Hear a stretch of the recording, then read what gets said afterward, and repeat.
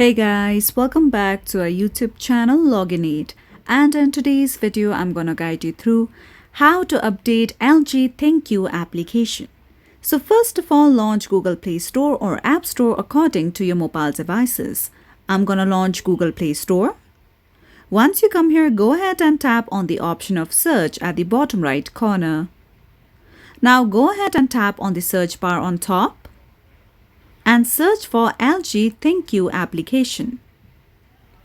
Now tap on the application on top. Now over here, if you see the option of update instead of open, tap on it and update your LG ThinQ application. Once you update your app, you'll be getting latest features and also bugs and errors of the application will be fixed. So that's how simply you could update your LG ThinQ application on your mobile devices.